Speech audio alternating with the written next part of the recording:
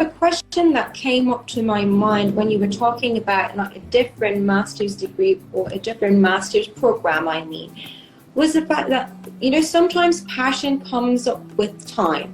What do you say about the people that have studied different programs from let's say yours, but aren't really interested and enthusiastic about applying or like having further education in your area of like research and interest? How can they increase their like chances to be accepted? It depends. If you're from the bachelor's degree, you don't really have a specialization yet. So then it's really based on grades and which school you're from. Because you have a good general education if you're from Amir Kabir or Tehran. So, you know, then if you're applying for a master's degree, then the specialization doesn't really matter. Maybe you've done some side projects or some things that will help your resume. But when you're applying for a PhD, then you've made a decision to do a master's in a certain field. So many professors will look at your master's and, wow, he already has experience in what I want, and then so I want this student. So I think the decision of which field you're going to study for in your master's is very important.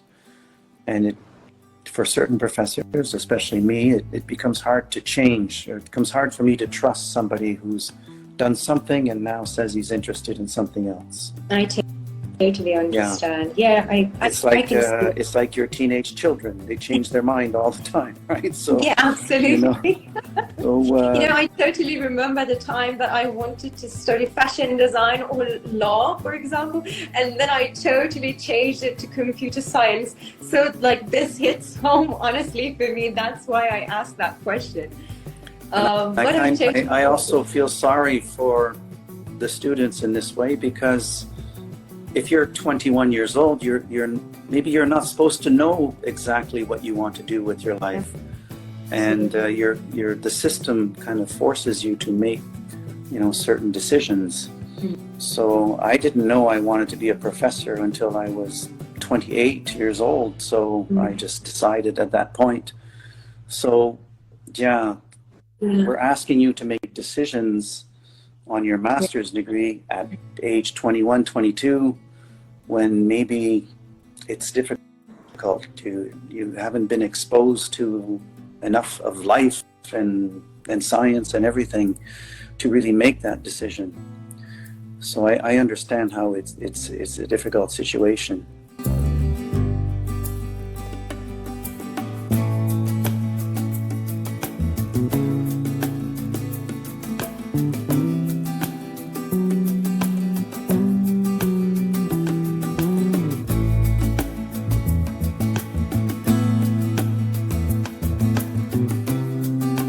I couldn't agree more with you, Professor Lesser.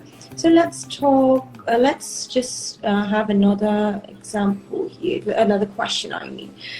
Another question that was asked was this one: what kind of content or approach in an email would make you disregard it without reading it?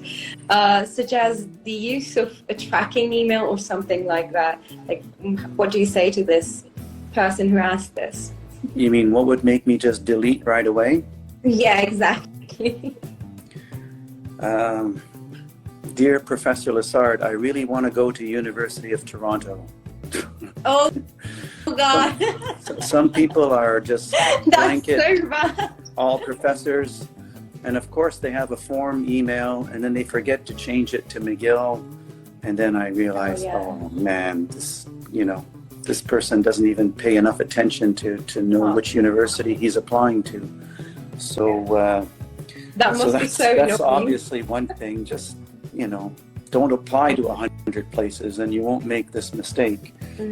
Another thing I don't like is, dear Professor Lessard, I've wanted to work in composite materials since I was 6 years old. So, some people say something like that, like nobody knows what they want to do when they're 6 years old. And so, This sounds it sounds kind of silly.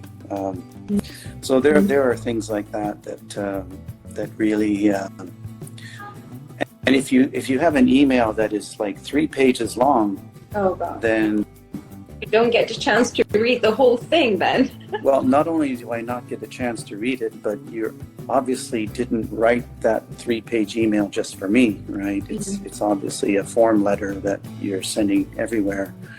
So I would rather see a shorter email, and a shorter email that points to just key points in your resume that you think might be attractive to me.